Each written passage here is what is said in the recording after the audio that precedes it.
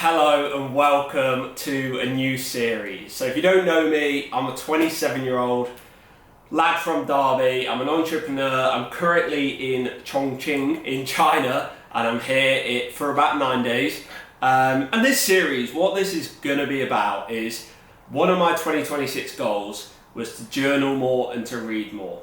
And it's something that I want to start a series around and actually start to share what I'm learning throughout that process, because I know how confusing your 20s can be, and even as a 27-year-old and coming to the end of my 20s, I feel like I've learned so much and I'm still learning so much, and it's something that I want to document both for myself and hopefully people can learn some things from this as well. So I've got my diary, and each week I'm just going to write down my thoughts through my diary and kind of go through them on here.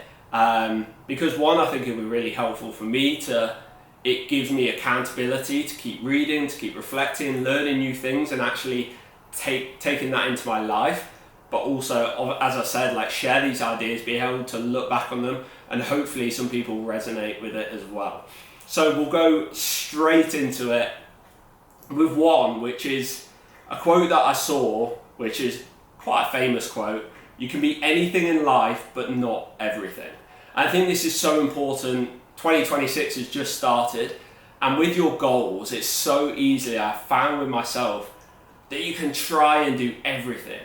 You want to improve at your boxing, you want to grow your business, you want to get in a relationship, you want to, whatever that is, there's so many things that you can want to do, but you can't do everything. You've got a finite number of hours, and in terms of focus as well. So I think for me, what I really had to do with my goals this year is strip them back and be okay, what are the 2 to 3 goals that I'm really, really focused on?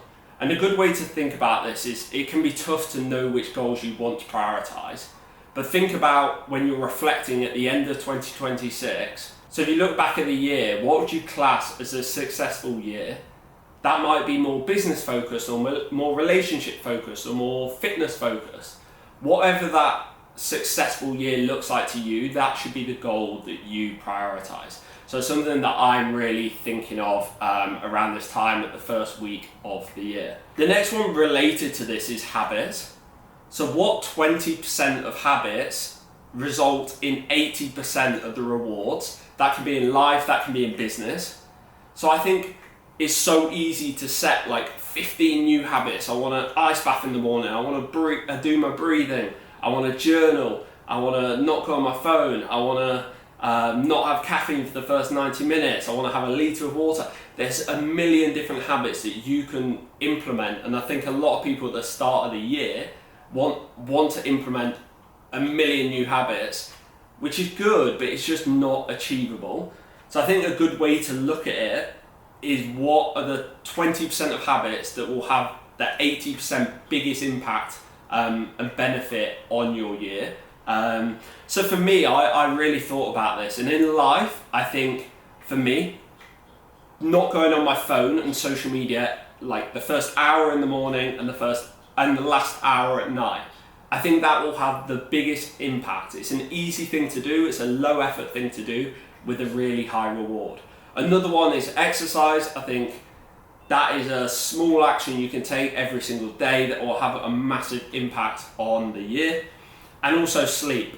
I think it's an easy thing to do with the highest reward.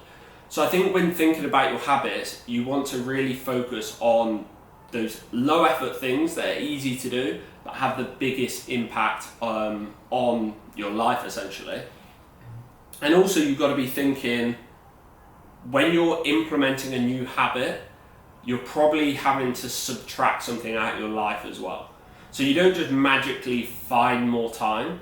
So instead of scrolling in the morning, so you have to subtract 15 minutes of scrolling, you're then going to add 15 minutes of reading.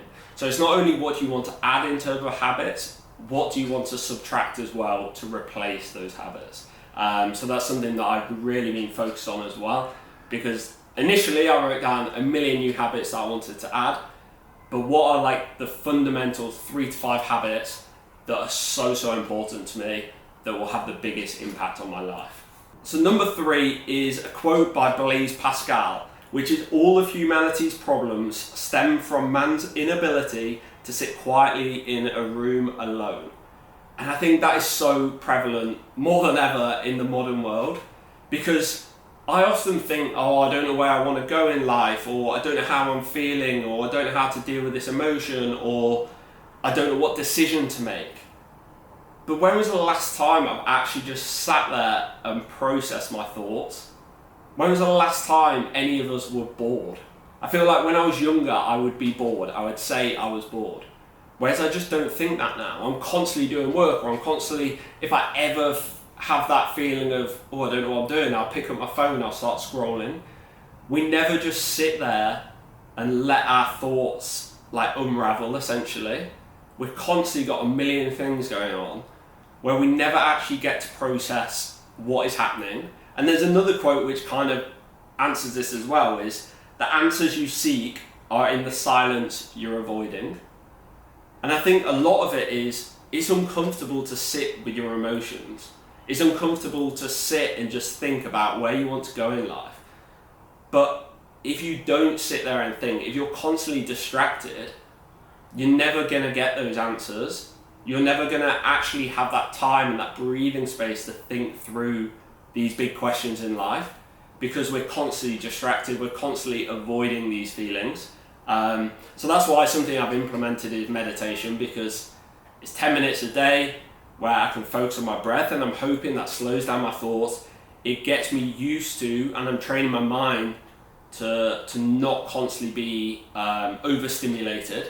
So I want to then implement that into life, that if I go to a coffee shop, I can just sit there and enjoy my coffee. I don't need to be on my phone, I don't need to be doing anything.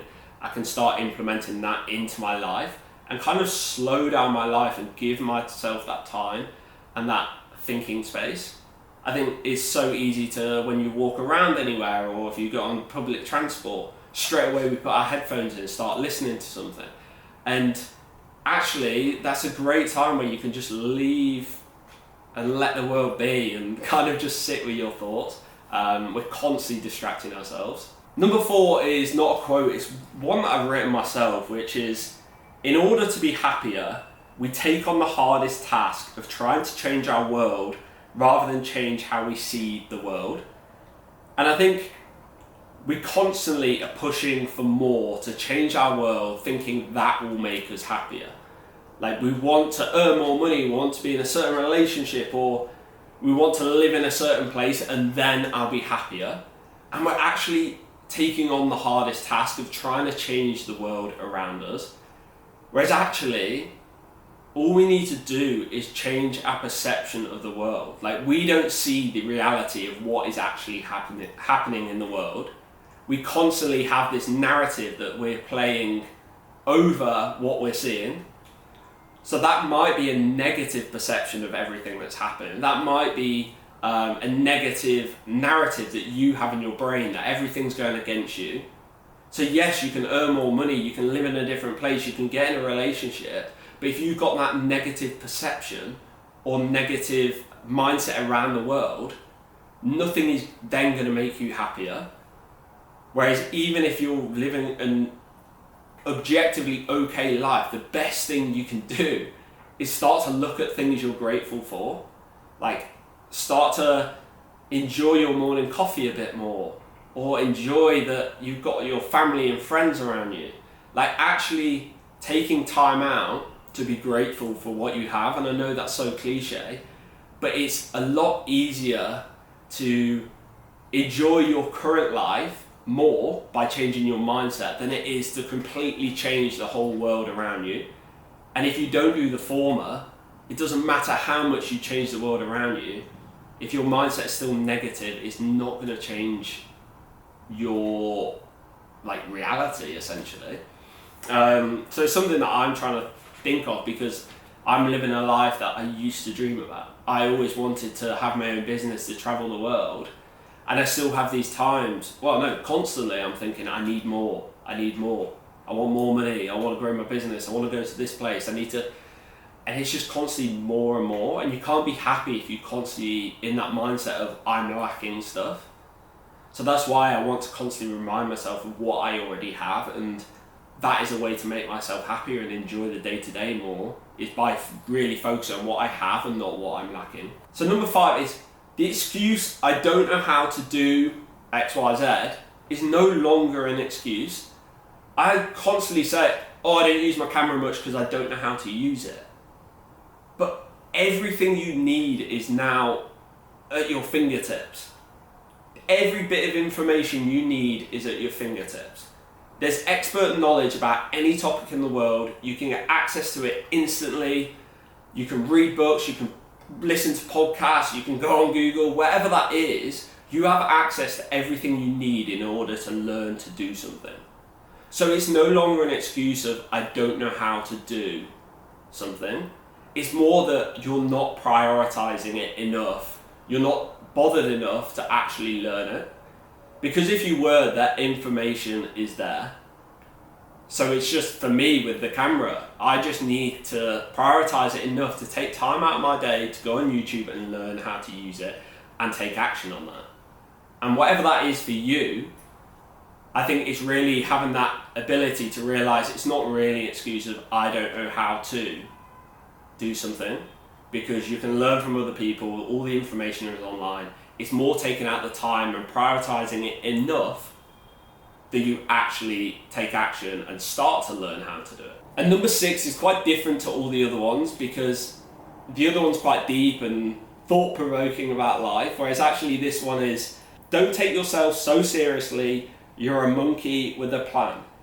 And I think, yes, there's times to be serious, but not everything needs to be optimized, tracked and improved. And I think social media constantly does this to us as well.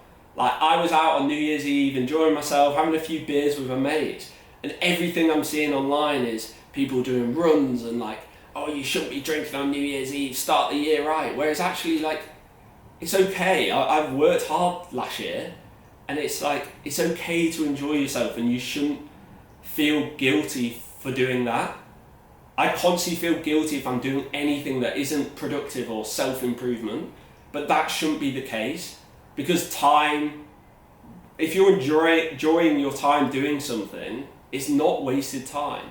The ultimate goal in life is to be happy and enjoy your experience of life. So if this guilt around constant self-improvement is inhibiting that, that is not good, because it's taken away from the ultimate goal. And yes, I want to improve, I want to be the best person I can be, but not at the expense of actually enjoying my life. And I think it's really important to focus on balancing both. Yes, be the best person you can be and take some areas of your life seriously, but also, you're a monkey with a plan. Like, take it easy on yourself. Like, sometimes it's okay, sometimes you're gonna mess up, sometimes you're not gonna know what you're doing. But the main thing is just to make sure you're experiencing and you're not constantly progressing at the expense of enjoying yourself, which is the ultimate goal of life. So that is one that I'm constantly battling with. It's one that I'm constantly want to improve on, if you get what I mean. I'm saying don't improve on everything, but I'm trying to improve on not taking things so seriously. And like, now I'm in China, exploring the city without having my laptop and constantly working, that should be something I can do and not feel guilty about. And it's not that I need to work 16 hours per day, but it's just I feel guilty sometimes when I don't. So it's finding that balance, and yeah, as much as I want to improve in areas of my life and become a better person for myself, because I do enjoy it, it's also sometimes cut myself a bit of slack and be like, yeah, you can have a few beers, yeah, you can not feel guilty for doing that, or seeing your friends instead of working constantly. So yeah, that's the first episode of, I don't know what I'm going to call it, maybe like a 27-year-old trying to understand life, but you'll see with the title of this. But I hope you enjoyed it, I hope you took something away from it. As I said, it's more for me than anyone. I want to process these thoughts, and it's a bit like a therapy session, and something that it means that I am not just writing these thoughts down or thinking these thoughts, I'm really thinking through them and being able to articulate them as well, which hopefully means I'll implement them better into my life. But yeah, if you found that useful, if you've got any thoughts, drop them in the comments, drop me a like and subscribe if you want to see these weekly. But yeah, thanks for watching and I'll see you on the next one.